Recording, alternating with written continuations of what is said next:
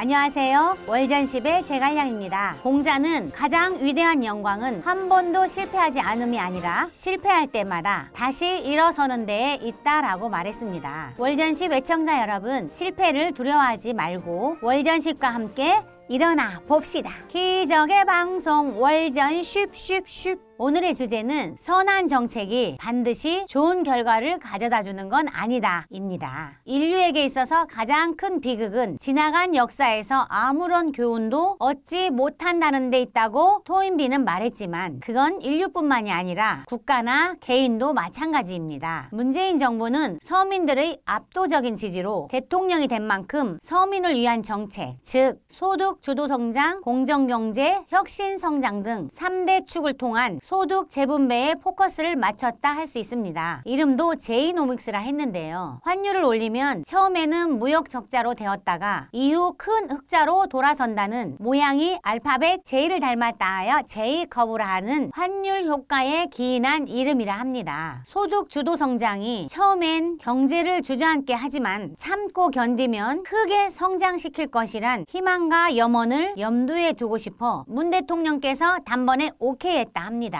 제이노믹스란 이름은 5, 60대는 할 일 없다고 산에 가거나 험악한 댓글만 달지 말고 아세안으로 가라 라는 말을 한 직후 바로 물러난 전 경제보좌관 김현철이 장명했다 합니다. 지금은 소득 주도 성장을 앞세우며 과도한 기업 옥죄기를 한 결과 투자와 생산이 감소하고 결국 소비 악화로 이어지는 저성장 기조가 만연하는 등 경제 상황이 매우 좋지 않으므로 사람이 물러나면 좋지 않은 결과를 제안한 정책도 같이 버려야 하는데 정책은 버리지 않은 채 그 주도하는 사람들만 모두 물러났으니 배가 산으로 갈지 바다로 갈지 방향을 잡지 못하는 상황이 돼버린 셈이지요. 지금의 우리나라 상황과 유사한 사례를 한번 살펴보기로 하겠습니다. 중국 송나라 때 이야기인데요. 송나라가 개국한 지 100여 년이 지나자 빈부격차가 너무 커지고 전국 절반 이상의 토지가 소수 가족의 손에 들어갈 즈음 20대의 젊은 나이로 황제가 된 송나라 신종은 과거 오랑캐로 치부됐던 거란이나 서화에게 평화를 담보로 세비를 바쳐야 하는 현실에 분노했고 날로 악화되는 국가재정에 노심초사하여 부국강병에 고민하던 중 22살에 진사합격하고 30대 후반에 경전 해석에는 따라올 자가 없을 정도의 평가를 받고 있는 당송 8대가 중 한 사람인 왕한석을 구원투수로 기용했습니다. 왕한석의 개혁은 모든 기득권이 타파가 목적으로 반대성이 높았음에도 불구하고 하늘이 막아도 조상의 법을 바꾸더라도 개혁을 하겠다는 야심찬 포부로 시작되었습니다. 파격적인 친서민 정책인 희녕변법의 대표적 법안으로는 정부가 상평창에 보관하던 곡식을 춘궁기에 낮은 이자로 빌려준 뒤 가을에 추수하면 되돌려받는 방식인 청묘법이 있습니다. 농민들이 쥐주들에게 높은 이자를 지불하여 빈곤축으로 전락하는 폐단을 막기 위한 방지책이지요. 또 상평시역사라는 국영 유통업체를 두고 물가가 하락하면 상품을 고가로 매수하고 물가가 상승하면 저가로 대파는 방식인 시역법은 물가를 안정시키기 위한 방안입니다. 균수법은 세제개혁안으로 지방의 산물을 조세로 징수하여 다른 지방에 운송 판매함으로써 국가의 재정 수입을 증대하기 위한 법입니다. 결과적으로 이러한 신법은 정부와 서민을 이롭게 하는 취지와는 다르게 서민들만 고스란히 피해를 떠안고 말았습니다. 청묘법을 보자면 과거엔 농민이 대지주와 구두로 가격 협상을 벌여 즉석에서 대출을 받았지만 국가에서 주관하자 신청 절차가 복잡하여 절차를 밟을 때마다 탐관오리들에게 뇌물을 찔러줘야 해서 지주에게 이자를 뜯기는 것보다 더 악한 상황이 벌어졌습니다. 시역법은 시장 가격을 안정시키기 위한 기구였지만 투기 거래상으로 변질됐습니다. 비싸고 잘 팔리는 품목만 집중적으로 사들여 정부에서 하달한 목표만 달성하고 일부는 탐관오리 주머니 채우기에 급급했습니다. 결국 송나라는 희녕변법을 실시한 지 60년 만에 나라가 무너지고 말았습니다. 문재인 정부가 실시하는 소득 주도 성장도